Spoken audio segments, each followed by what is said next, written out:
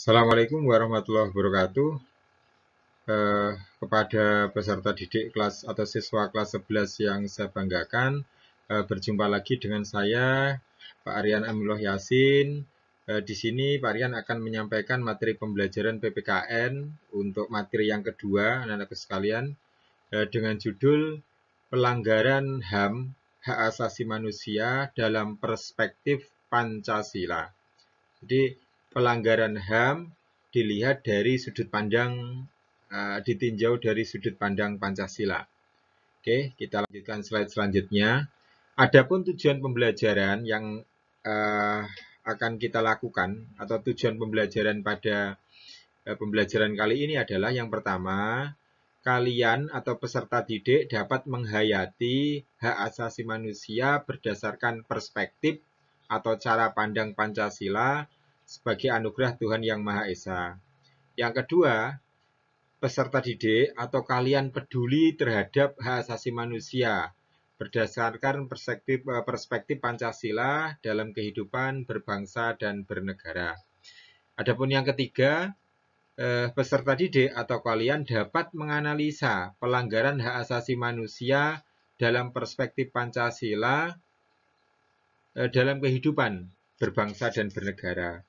Adapun yang keempat, peserta didik atau kalian dapat menyaji hasil analisis pelanggaran hak asasi manusia dalam perspektif Pancasila dalam kehidupan berbangsa dan bernegara. Jadi untuk pembelajaran yang kita lakukan pada kali ini, di sini targetnya setelah selesai pembelajaran kalian bisa menguasai kemampuan yang pertama di sini, kedua dan ketiga nanti dilanjutkan dengan adanya proyek dari masing-masing individu kalian, dan anak-anakku sekalian. Selanjutnya, adapun urutan atau outline alur dari materi pembelajaran kita kali ini adalah yang pertama, kita akan belajar mengenai konsep hak dan kewajiban asasi manusia. Yang kedua, kita akan belajar mengenai substansi atau isi daripada hak asasi manusia dalam Pancasila. Sedangkan yang ketiga, kita akan belajar mengenai kasus-kasus pelanggaran hak asasi manusia dalam upaya penegakan, atau saya ulangi sekali lagi, kita akan belajar mengenai kasus-kasus pelanggaran hak asasi manusia dan upaya penegakan hak asasi manusia. Nah, jadi ada 3 materi ya yang akan kita pelajari. Kalau sebelumnya tujuannya ada 4, ya. Di sini materinya yang akan Pak Rian sampaikan ada 3. Selanjutnya anak-anak sekalian, kita masuk pada outline yang pertama, yaitu pengertian hak asasi manusia. Apa itu hak asasi manusia? Menurut Undang-Undang Republik Indonesia Nomor 39 Tahun 1999, hak asasi manusia merupakan seperangkat hak yang melekat pada hakikat dan keberadaan manusia sebagai makhluk Tuhan Yang Maha Esa dan merupakan anugerahnya yang wajib dihormati dan dijunjung tinggi dan dilindungi oleh negara, hukum, pemerintah, dan setiap orang demi kehormatan serta perlindungan harkat dan martabat manusia. Jadi kata kuncinya di sini apa, anak-anakku sekalian? Ya, kata kuncinya di sini adalah ya, HAM itu seperangkat hak. Ya, ada seperangkat hak. Terus itu melekat. Jadi seperangkat hak yang melekat. Nah, adanya karena apa? Adanya karena anugerah dari Tuhan Yang Maha Esa. Jadi yang memberikan hak asasi manusia itu hakikatnya adalah Tuhan Yang Maha Esa. Lanjut. Nah, selanjutnya anakku sekalian, ya, prinsip-prinsip hak asasi manusia. Hak asasi manusia itu prinsip yang pertama adalah tidak dapat dibagi. Jadi karena ini merupakan awalnya itu adalah hak yang diberikan oleh Tuhan Yang Maha Esa, diberikan kepada kita, Anda semua. Itu prinsip yang pertama adalah hak ini tidak dapat dibagi. Contoh hak hidup, tidak bisa. Hidup saya dibagi-bagi itu tidak bisa. Hidup Anda dibagi-bagi tidak bisa. Jadi contoh hak asasi yang paling mendasar itu adalah hak hidup. Terus yang kedua, tidak dapat dicabut. Prinsip HAM yang kedua ini tidak dapat dicabut karena yang memberikan Tuhan, maka yang mencabut juga Tuhan. Meskipun nanti dalam perkembangannya hak asasi manusia ini juga difasilitasi atau dilindungi oleh negara. Ya. Terus ada hal-hal yang sifatnya baru. Jadi ya kembali lagi yang pertama kali memberikan hak ini adalah Tuhan Yang Maha Esa. Contoh hak hidup. Terus nanti pada tatarannya itu berkembang. Mulai hak asasi terkait dengan negara, hak asasi terkait dengan individu dan sebagainya. Terus yang ketiga, prinsip HAM yang ketiga itu hakiki. Yang keempat universal. Yang kelima inklusi. Yang keenam partisipatif. Yang ketujuh martabat. Dan yang terakhir adalah tanggung jawab. Ya. Jadi ini prinsip hak asasi manusia, anak-anakku sekalian. Selanjutnya, nah, sekarang kita akan dari prinsip-prinsip tadi yang sebelumnya sudah kita bahas tadi ya, kita akan di sini akan membahas gitu ya, mempelajari tentang macam-macam hak asasi manusia. Jadi di sini ada berbagai macam hak asasi manusia, ya anak-anakku sekalian. Ada hak asasi pribadi, ya, seperti beragama, berorganisasi, berpendapat. Ini namanya hak asasi pribadi. Yang kedua, hak asasi ekonomi, seperti menjual, membeli, dan memanfaatkan sesuatu. Yang ketiga atau hak selanjutnya adalah hak asasi politik, seperti hak untuk memilih dan dipilih. Yang keempat, hak asasi hukum, seperti hak untuk mendapatkan perlakuan hukum yang sama. Yang kelima, hak asasi sosial dan budaya, seperti hak mengembangkan berbagai kebudayaan. Yang keenam, hak asasi peradilan, seperti hak untuk mendapatkan perlakuan dengan cukup gitu ya, dengan baik terkait perlindungan dan peradilan. Nah, ini macam-macam hak asasi manusia anak-anakku sekalian. Jadi macam-macamnya. Nah, perlu kita ingat, hak itu adalah sesuatu yang bisa kita tuntut, bisa kita mintakan. Tapi ya, dalam pelaksanaan hak, kita itu tidak bisa melaksanakan seenaknya. Contoh, hak menjual. Terus Anda menjual narkoba. Gitu. Jadi tidak bisa seenaknya. Ya. Batasan hak asasi manusia di sini adalah, batasannya adalah, ketika itu melanggar aturan hukum, maka yang didahulukan adalah penegakan hukum. Sehingga ketika di situ kita bicara hak, di sisi yang lain, kita juga harus berimbang-imbang dengan kewajiban. Jangan sampai hak tersebut melanggar kewajiban. Kewajiban kita apa? Patuh pada aturan hukum. Hak kita, misalkan menjual atau membeli sesuatu, gitu ya. Jadi ini tidak bisa dipertentangkan. Kita beralasan, saya menjual narkotik, itu kan hak saya. Tapi narkotika itu melanggar hukum. Nah, jadi yang didahulukan adalah penegakan hukumnya. Sehingga ketika di situ ada hak, sekali lagi di sampingnya harus beriringan juga kewajiban. Oke, lanjutkan. Nah, kita sudah masuk materi kewajiban ya. Nah, oke. Kita perdalam lagi ya. Selanjutnya adalah kewajiban asasi manusia. Adalah kewajiban untuk menghormati hak asasi manusia yang lain. Dengan adanya kewajiban asasi, maka perwujudan dan pelaksanaan hak asasi setiap individu menjadi tidak bersifat mutlak atau absolut. Jadi, Ya, ketika kalian punya hak, itu hak kalian itu tidak mutlak, tidak absolut. Kenapa? Hak Anda itu dibatasi dengan kewajiban. Ya. Kenapa? Sekali lagi, karena kewajiban itu untuk menghormati hak asasi manusia yang lain. Orang lain juga punya hak, untuk itu harus kita hormati. Kita juga punya hak. Sehingga orang lain juga berkewajiban menghormati hak kita. Sehingga ketika ada kita belajar hak asasi, maka di sampingnya ada kewajiban asasi dan itu harus berjalan beriringan, tidak boleh saling merugikan. Nah, kewajiban manusia atau kewajiban asasi manusia yang harus dipenuhi itu apa saja? Di sini poin pertama, kewajiban sebagai manusia untuk menjalankan berbagai tugas sebagai manusia. Ya, jadi tugas manusia itu ya salah satunya menjadi pemimpin gitu ya. Menjadi pemimpin minimal untuk dirinya sendiri dan memimpin orang lain. Terus ketika menjalankan tugas misalkan memimpin dirinya, orang lain, maka kewajiban manusia itu apa? Ya menghormati hak-hak yang dimiliki oleh dirinya atau orang lain juga.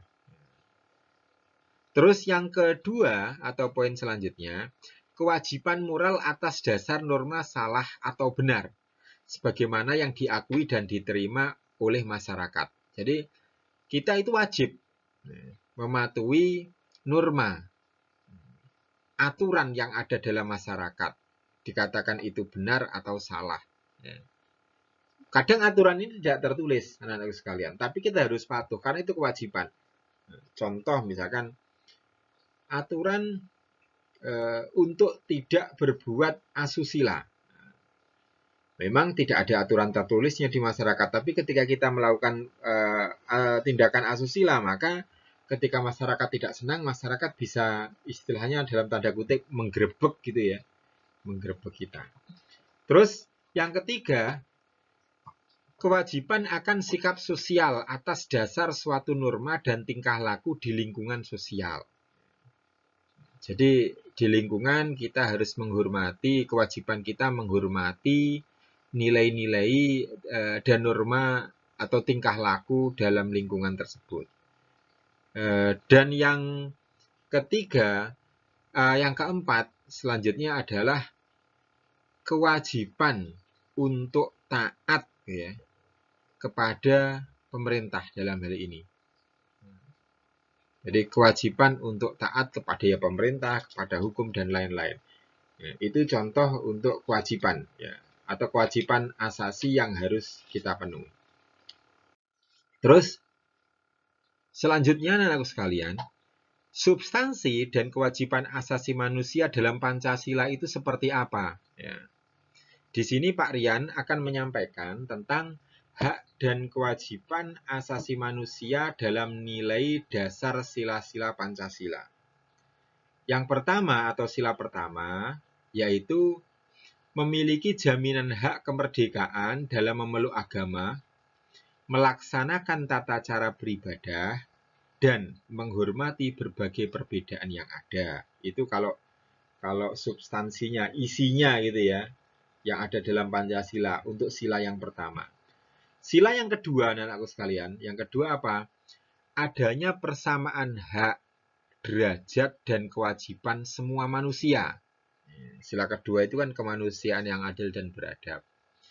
Sila ketiga, yang bunyinya Persatuan Indonesia, di sini seluruh warga negara memiliki keharusan, kewajiban untuk menghormati dan menghargai hak asasi manusia. Tuh. Sila keempat, ya, kerakyatan yang dipimpin oleh hikmat kebijaksanaan dalam permusyawaratan perwakilan, ya, yaitu mencerminkan kehidupan pemerintah bernegara, berbangsa, dan bermasyarakat yang demokratis. Adapun sila kelima, dengan bunyi keadilan sosial bagi seluruh rakyat Indonesia, di situ memuat mengakui hak milik perorangan yang dilindungi manfaatnya oleh negara dan memberikan berbagai kesempatan yang seluas-luasnya pada masyarakat. Bukan masyakata ya, ini ada kesalahan menulis, tapi di situ seharusnya tertulis pada masyarakat, gitu anak-anak sekalian. Nah, ini adalah contoh atau bentuk substansi, isi, hak dan kewajiban asasi manusia yang ada dalam Pancasila. Oke. Selanjutnya, pada materi yang ketiga yang saya sampaikan tadi kan ada 3 materi. Pengertian HAM, terus substansinya, dan yang terakhir pelanggarannya. Nah, kita di sini akan bicara mengenai pelanggaran hak asasi manusia.